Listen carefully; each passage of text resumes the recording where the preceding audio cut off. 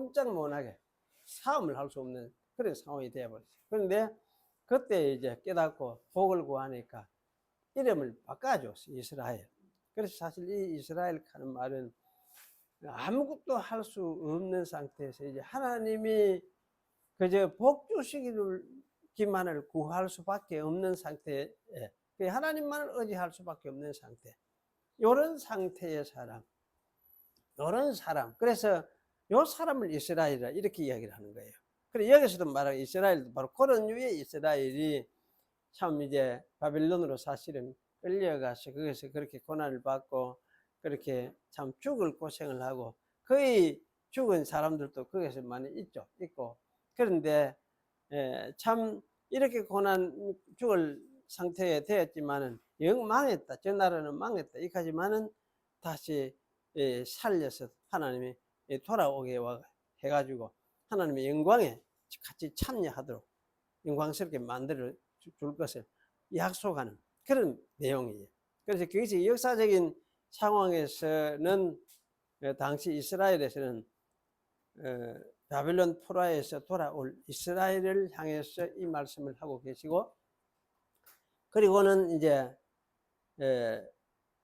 그 후에는 이스라엘 대표로 오신 예수님이 에게서 이 말씀이 또 성취되도록 그렇게 되어지는 거예요. 그래서 사실은 이거는 이제 예언은 이런 측면에서 보면 다중성취 이렇게 이야기할 수 있죠. 다중 한 번으로 딱 끝난 게 아니고 다중성취 그렇게 이야기를 할 수가 있습니다. 그래서 이런 그 관계를 잘 이해를 해야 또 이사야 요걸 읽으면서 잘 우리가 하나님의 사역과 예수님의 사역을 바르게 잘 이해할 수가 있습니다. 그래서 예수님은 이 때문에 이스라엘로 오셨구나. 이스라엘 대표로서 그분 한 분이 유일하게 완전한 이스라엘, 하나님의 뜻을 온전히 이루어 드리는 그런 이스라엘로 오셨구나. 이사야 53장의 이 내용도 예수님이 온전히 오셔서 이루어 주셨구나. 그렇게 우리가 이해를 할 수가 있습니다. 그래서 예수님의 그 사역 통해서 새로운 이스라엘이 다시 이제 형성이 될 것도 말씀하고 있구나. 이렇게 우리가 신약적으로 해석을 할 수가 있습니다. 그래서 이런 부분을 여러분이 잘 이해를 하시는 게 필요합니다.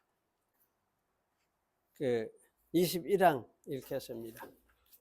우리는 예수 그리스도께서 멜기세덱의 반차를 쫓아 영원히 대제사장이 되기 위해서 서약으로 세움을 입으셨음을 믿습니다. 그리스도께서는 우리를 대신하여 당신의 아버지께 자신을 드리셨고 자신의 온전하신 속죄로 하나님의 진노를 담당하셨고 자신을 십자가에 내어주어 선지자들이 미리 예언하셨던 바와 같이 우리의 죄를 도말하기 위해서 보배로운 피를 흘려 주셨습니다. 여기에 대해서 이렇게 예언되었습니다. 그가 찔림은 우리의 허물을 인하며 그가 상함은 우리의 죄악을 인함이라. 그가 징계를 받음으로 우리가 평화를 누리고 그가 채찍에 맞음으로 우리가 나음을 입었도다. 마치 도수장으로 끌려가는 어린 양과 같이 범죄자 중 하나로 헤아림을 입었습니다. 또 그는 본디오 빌라도에게 비록 처음에는 무죄라고 선언받았으나 범죄자로 정죄받으셨습니다. 그분은 취치 아니한 것도 물어주셨습니다. 그분은 어려운 자로서 불의한 자를 위해서 죽으셨습니다. 그분은 우리의 죄로 야기된 무서운 형벌을 받으시기 위해서 몸과 영혼으로 고난을 받으사 그의 땀이 땅에 떨어지는 피방울과 같이 되었습니다.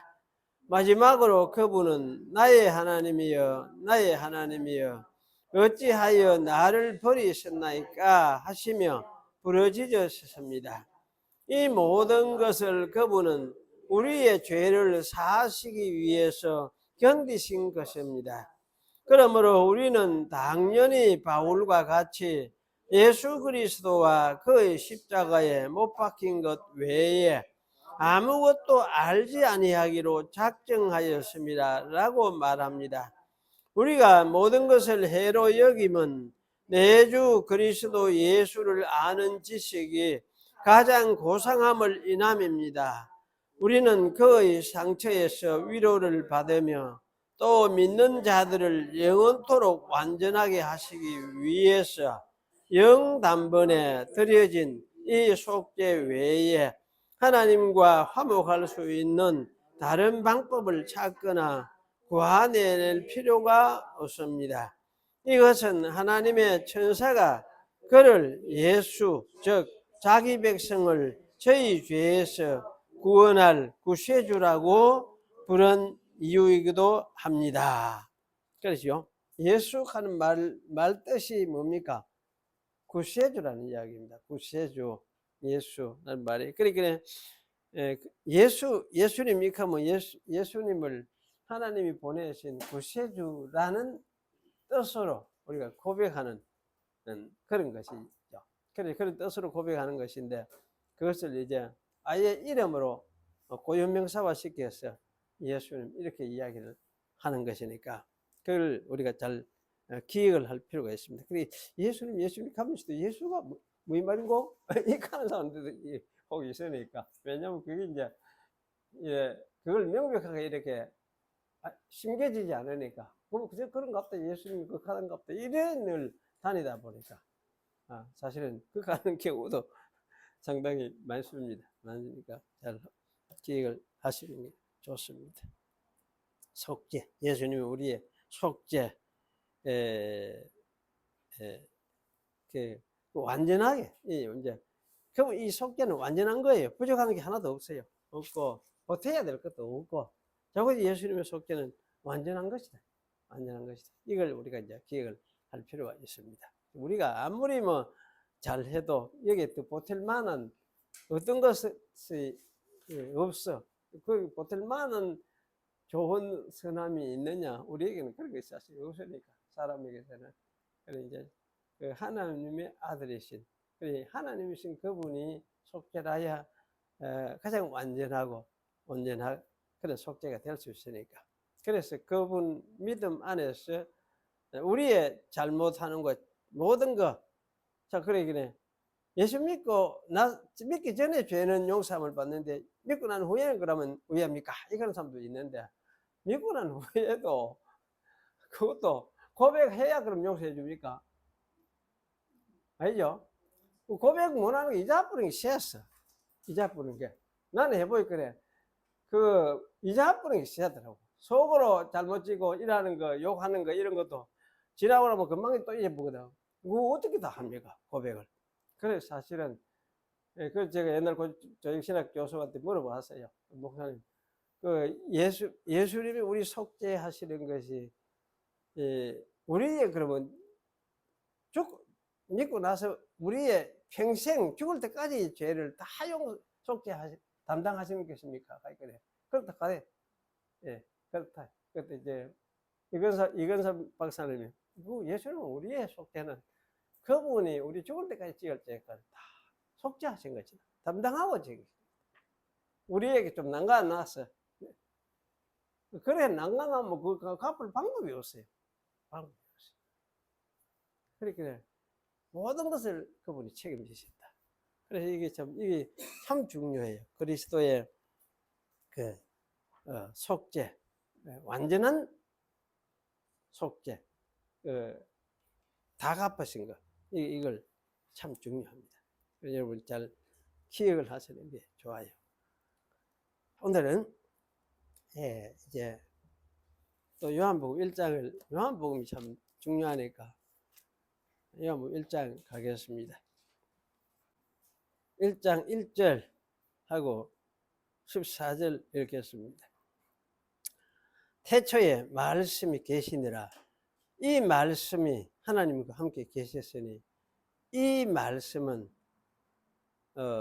곧 하나님이시니라.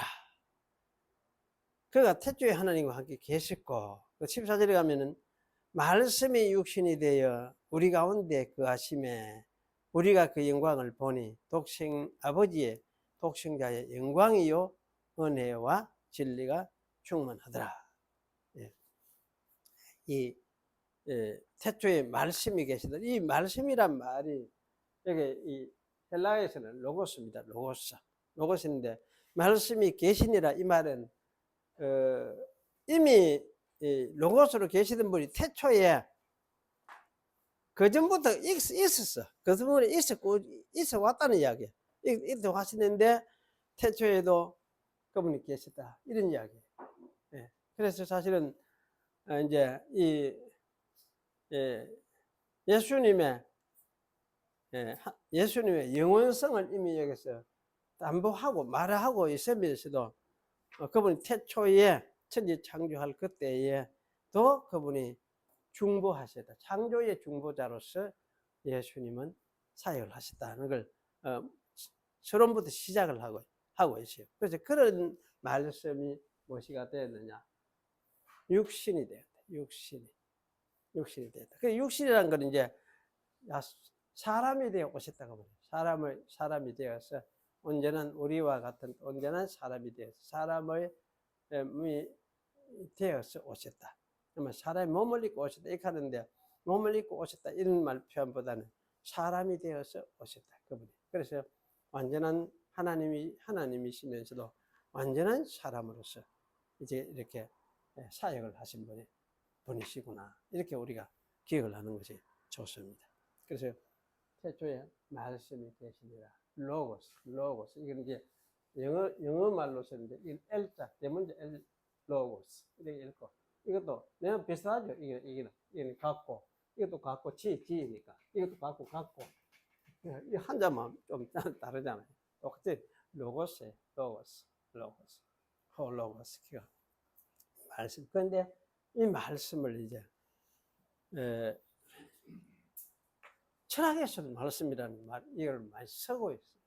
그래서 혼란스러워했어요. 이 요한복음에 어떤 사람은 신비주의 어떤 문헌이다.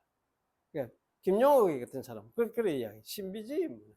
세계 신비주의 문헌 중에서 뭐 2대 신비주의 문헌인가, 3대 신비주의 문헌인가. 근데 제가 하여튼 몇 개가 있는데 그 중에서 하나가 요한복음입니다. 요한복음 1장. 이걸 신비주의 문헌 이렇게 이야기해요. 그리고 신비주의란 말은 영지주의라는 이야기예요. 영지주의. 그 빛 이야기 하거든. 빛 이야기. 근데 사실은 요한복음은 그런 류의 영지주의의 이야기가 아니라는 걸 알아요. 이게 똑같이 로고스를 이야기를 하지만은 영지주의에서 말하는 로고스하고 성경이 말하는 로고스하고는 다릅니다. 이걸 여러분 먼저 기억을 하면 좋겠습니다. 지난 시간에 이어서 오늘 또 좀 말씀을 하겠습니다.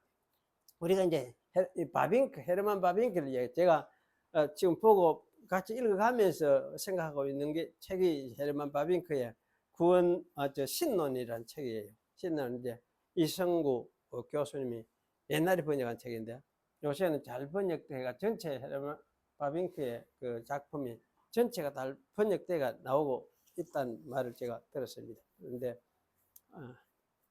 이제 그 헤르만 바빙크 화란 학자거든요. 화란의 그 유명한 화란계획교의 유명한 사람이에요. 유명한 학자인데 화란에는 웬만한 집에는 이 사람의 그 저서가 다 하나씩 꼽혀 있다. 그 서재에 있다. 그만큼 이제 계획교회에서는 그 아주 중요하게 여기는 그런 분입니다.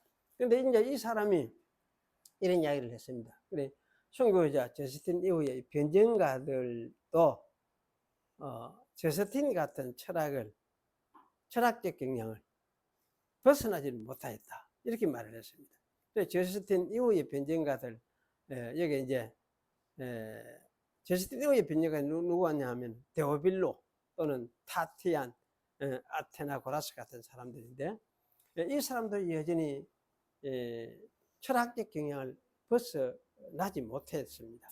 사실 지난번에 저스틴도 참 훌륭하지만은 이게 철학적 경향을 벗어나지 못한 경향을 우리가 봤는데 이 세 사람도 마찬가지다. 그런 말씀이죠.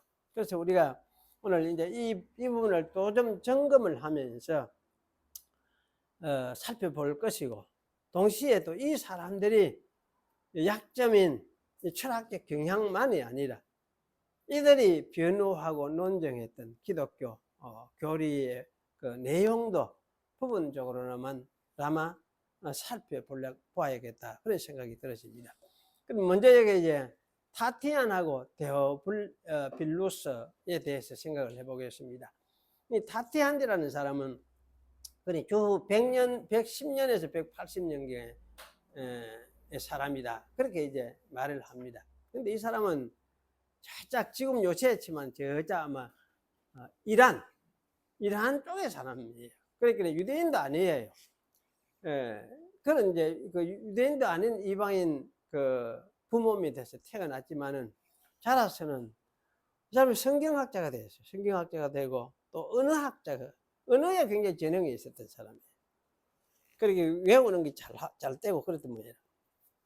그래서 사실은 이 사람은 이제 헬라식 교육을 받고 역사, 뭐 수사학, 철학 뭐 이런 거를 공부를 하고 그래서 이제 윤리 강연을 하면서 이곳저곳 전전하고 돌아다니면서 이제 강연을 했는데 그러면서도 여러 가지 어떤 신비 종교를 아마 접해보기도 하였다. 그렇게 말을 하고 있습니다. 아마 이 종교, 저 종교도 찾아보고 이게 여기 무슨 진리가 있는가 이러면서 살펴보기도 접해본 것 같아요.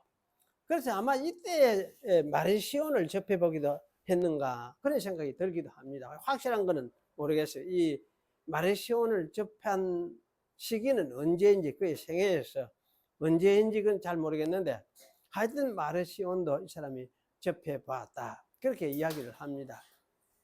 하지만 그가 이제 이 구하는 바에 대해서는 이방 종교들을 살펴보는 가운데서는 도무지 자기가 자기가 원하는 걸 찾지를 못했어요. 그래서 이제 왜 그러냐면 이교도들이 그 부도덕한 그러한 것들을 보면서 막 이방 종교들 이방인들을 향해서 나중에는 너희는 아주 음녀의 자식들이다. 너희 섬기는 그 신들이 뭐냐 전부 다 참 간음하고 막 서로 상간하고 이러면서 그런 것만 하는 그걸 너희들이 신으로 믿느냐 그러면서 이제 너희들은 그런 신의 소생들이구나 하면서 막 신랄하게 비판을 했었어요. 그래서 그러면서 이제 이러면서 사실 그 부도덕한 것에 대해서 적개심이 커져가는 그런 상황이었는데 그러다가 이제 여행을 하는 중에 그랬던 것 같아요. 이제 이쪽 소아시아 쪽으로 와서 심지어 로마로까지 유학인지 사실은 거기로 가려고 의도를 했었는지 여행으로 갔었는지 하여튼 겸사겸사인 것 같아요.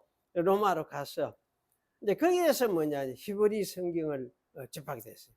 그래서 히브리 성경을 아마 읽으면서 그가 찾던 답을 거기서 찾았다. 그렇게 이야기를 합니다. 그리고 그는 그리스도인이 거기서 되었다고 이야기를 합니다. 그리고 이제 이 그리스도인이 된 후에 그는 저스틴의 문화에 들어가서 배웠다고 합니다. 그런데 사실은 이 저스틴이 마르쿠스 아우렐리우스 황제 박해 때에 잡혀서 채찍에 맞고 목이 잘려서 순교를 당했습니다. 사실 이 마르쿠스 아우렐리우스는 이 황제는 좀 좋은 황제인 줄 알았는데 사실 좋은 황제가 아니에요. 이 뭐 철학적이고 그래도 생각이 많고 뭐 그런 옛날에는 그런 걸 뭐 이박으로 했던 것 같은데 사실은 기독교에 대해서 이렇게 박해를 했던 사람이에요. 그래서 사실은 이제 이렇게 해서 그 시대에 그 박해 때에 이렇게 목 잘려 죽었던 죽었어요. 죽었는데 이렇게 이제 저스틴이 목 잘려 죽고 나서 순교하자 자기가 이제는 학교를 열어서 거기서 가르치고 그렇게 했다는 이야기를 합니다. 그리고 이제 그러다가 오래게 그것도 한 7년 그래 했는데 그러다가 이제 자기 고향으로 돌아갔어요. 돌아가서 자기 고향 지역, 지금 이란 지역이죠. 그쪽이 동쪽이라 하니까 그 지역에서 아주 중요한 그 학자로서 기독교 학자 할 수 있죠. 학자로서 활동을 했었다. 그렇게 말을 합니다. 그는 이 모든 이 헬라 사상들을 사실은 어떻게 했느냐? 구약에서 빌려온 것이다. 이런 주장을 했어요. 근데 플라톤도 시대적으로 보면 이건 모세에게 배웠다. 모세에게. 플라톤의 사상이 이데아 사상 그런 것이 어디 모세에게 배웠다. 왜냐하면 모세는 플라톤보다 훨씬 앞시대의 사람이니까. 그래서 심지어 이 모세는 플라톤을 읽고 그에게 영향을 받았다. 이런 주장을 했었습니다. 그러면서 이제 그는 구약을 헬라식의 그 로고스 신학으로서 이해하려고 했어요.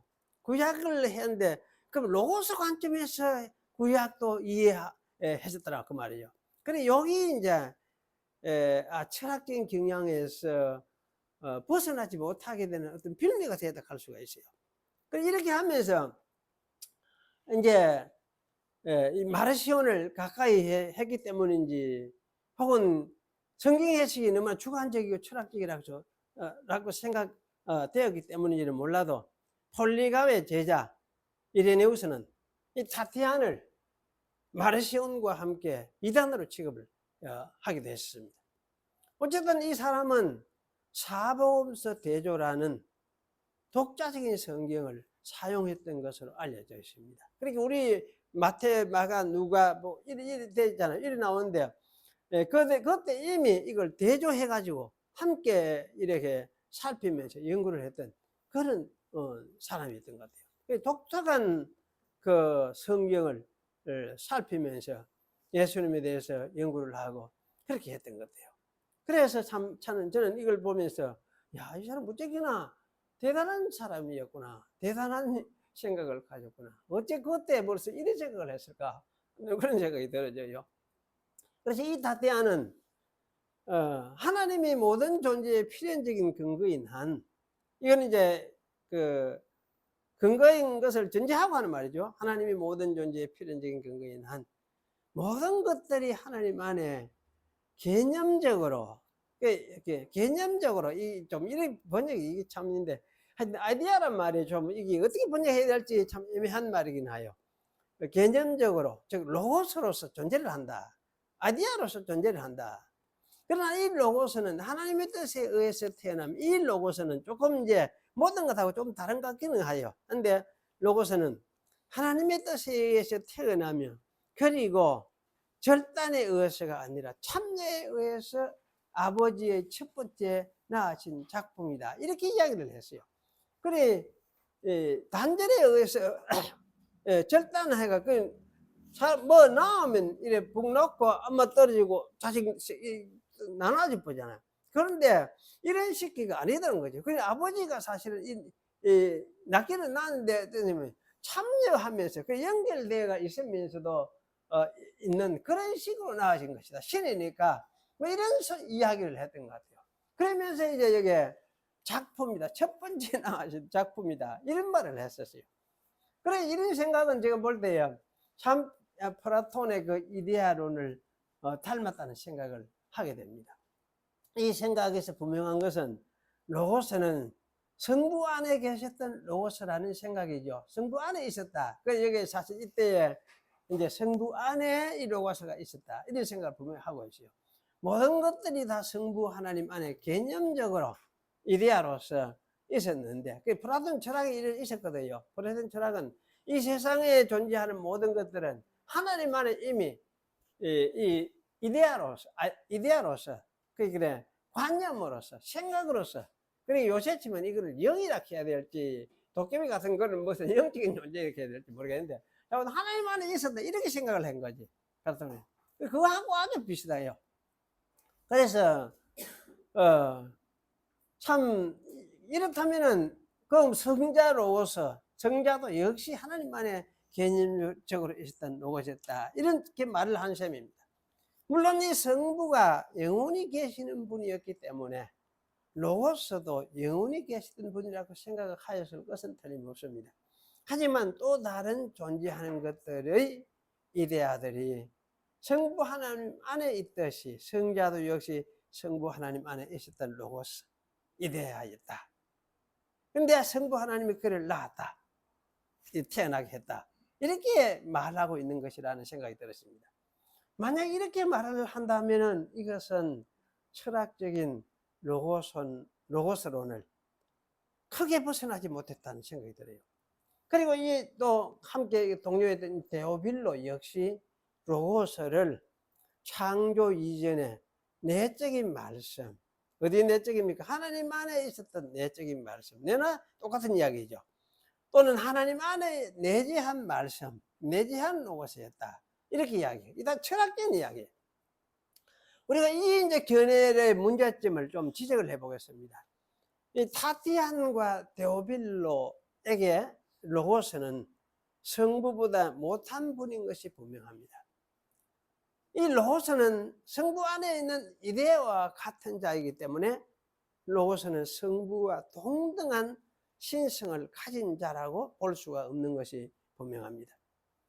이 로고스의 신성은 성부 안에 있으며 또 로고스는 성부 안에 있는 작은 어떤 것이에요. 또 대등한 그런 관계가 아니에요. 그리고 성부 안에 있으니까 성부 안에 자꾸 매여 있을 수밖에 없는 것입니다. 그러니까 지금 못한 거지. 그리고 이렇게 이데아 즉 성부 안에 관념으로 있었다라면은 그것을 실제 존재다 이렇게 할 수가 있느냐, 그게 좀 애매해져요. 그래서 사실 이것은 실제로 영원히 존재하는 자유롭고 인격적인 존재라고 말하기가 참 어려워요.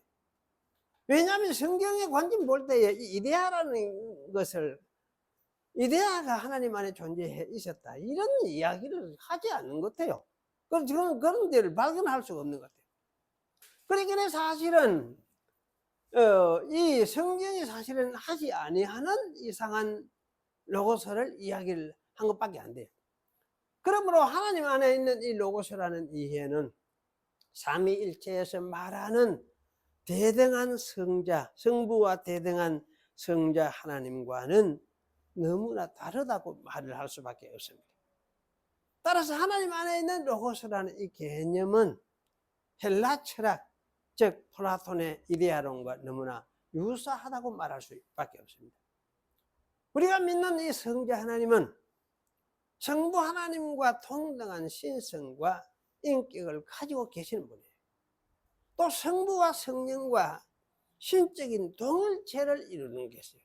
근데 동일체.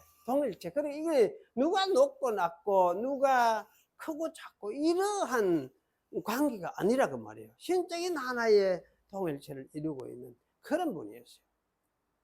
그래서 성부께서는 성자를 중보자라 삼아서 창조와 재창조를 이루고자 하셨고 또 그 일을 이루어내셨습니다. 성부 안에 개념적으로 있었다는 이 이데아는 전혀 이렇지 않는 그런 것이죠. 그래서 사도 요한이 이를 로고스라고 부른 것은 지난번에 저스틴이 그런 말을 했었죠.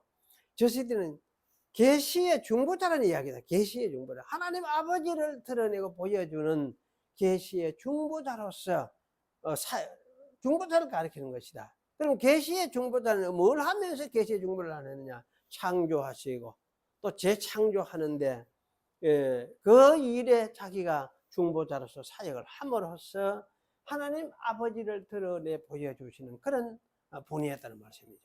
이런 뜻으로서 요한은 로고스라 그렇게 말을 했죠. 이게 철학적인 로고스 개념이 아니에요.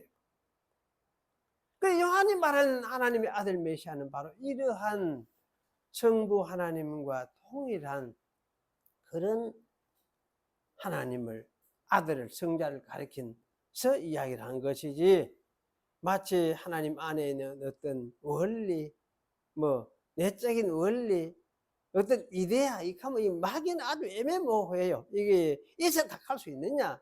없는데, 이데아인데 아직 나타나지도 않았는데, 그런데 그걸 신이라 할 수 있느냐? 존재를 할 수 있느냐?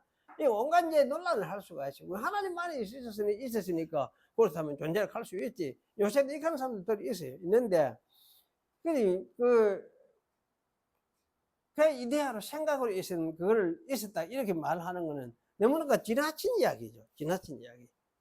근데 사실 이건 참 애매모호한 이야기를 할 수 있습니다. 그래서 사실 성경이 말하는, 요한이 말하는 이 이데아라는 말은 인격성을 가진 어떤 관념도 아니고 도깨비 같은 어떤 영 또는 정신도 아닙니다.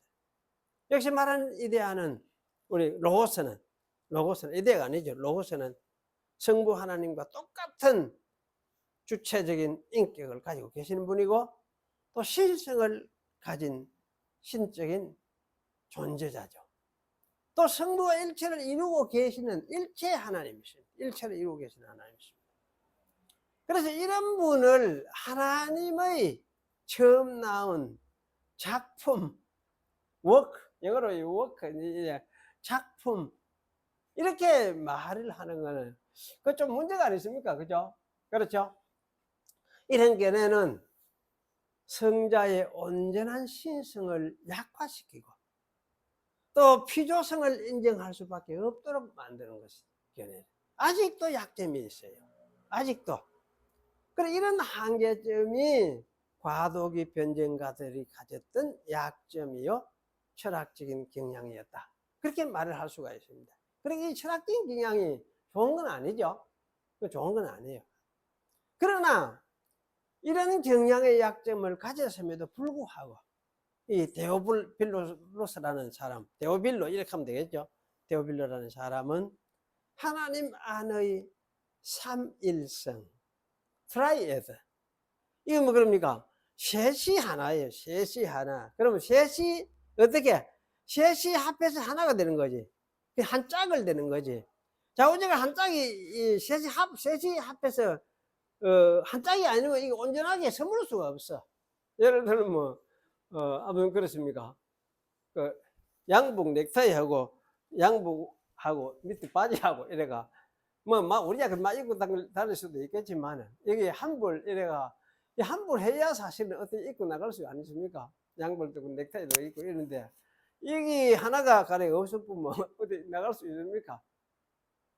없지. 내가 저기 옛날에 정신이 없는데 뭐 하다가 시내에 나가면서 하나는 한군 왼쪽 발에는 뭐고 운동화를 신고 오른쪽 발에는 그 또 뭐고 구두를 하나 신고 이러 나갔어요. 그래가 온 시내 돌아다녔어요.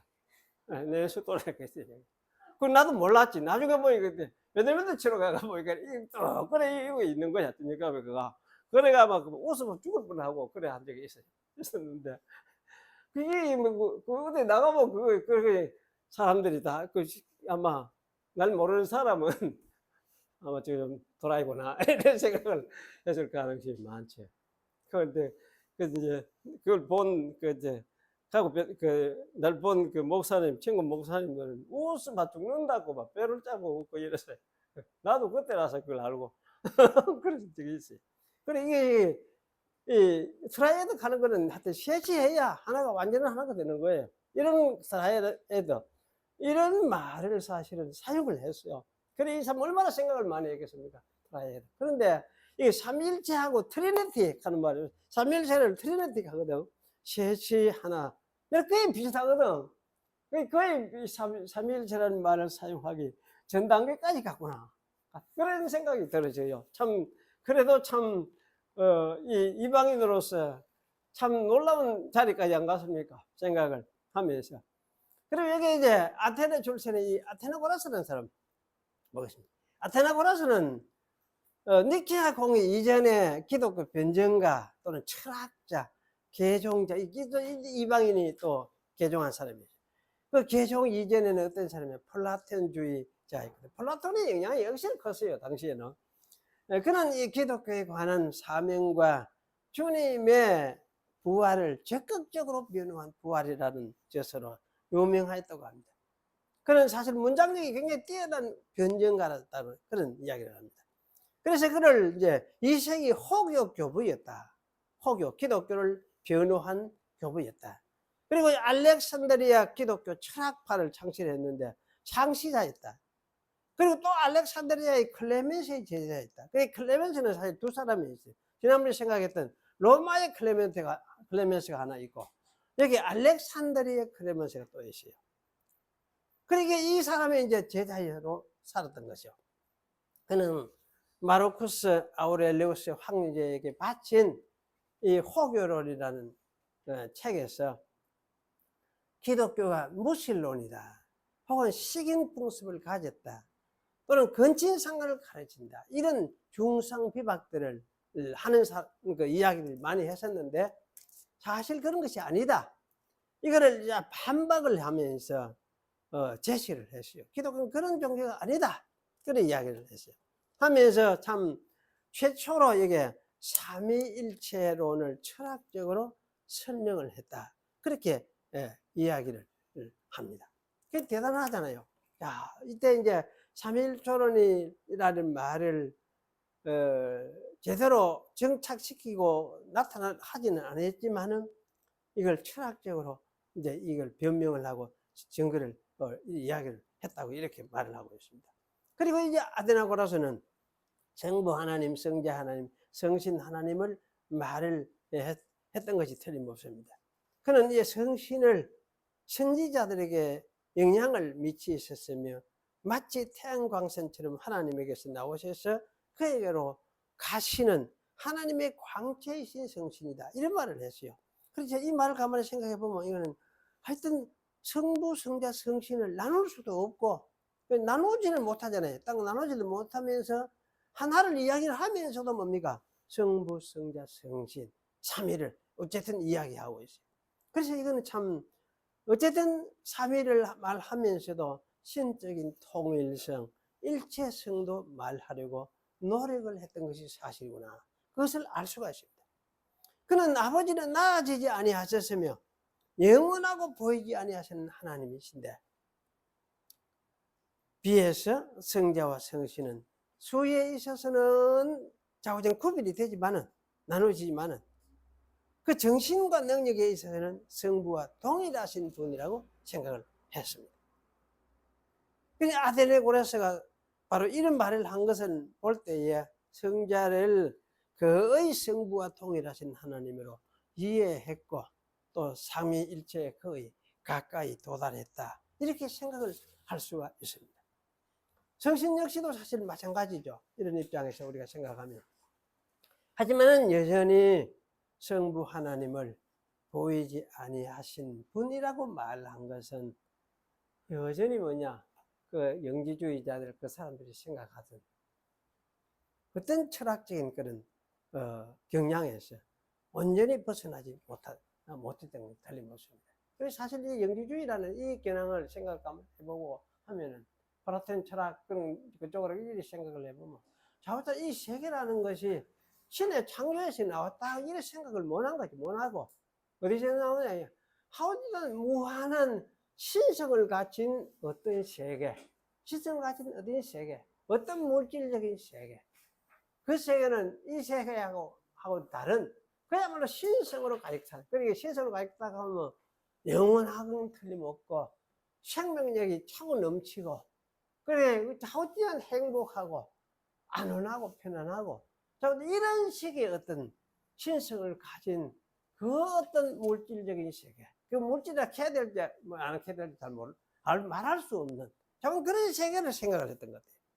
그래 인격적인 하나님을 생각한 것은 아니에요. 그래 이런 식의 어떤 세계에서 이거는 이제 여기 이 기독교 변증가들은 이런 거를 영지주의는 이런 식으로 생각을 했었는데 이게 그냥 그 어떤 막연한 말할 수 없는 숨은 신이 아니다.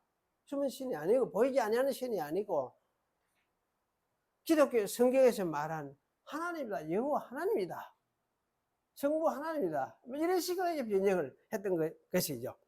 그런데 사실은 이런 이제 변증은 어쨌든 이 영지주의적 경향에서 온전히 벗어나지 못한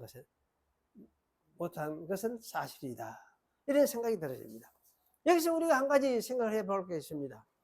보이지 아니하는 분, 하나님이 성부 하나님이 보이지 아니하는 분이라고 흔히 말을 많이 하죠.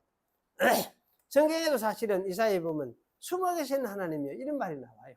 숨어 계신 하나님.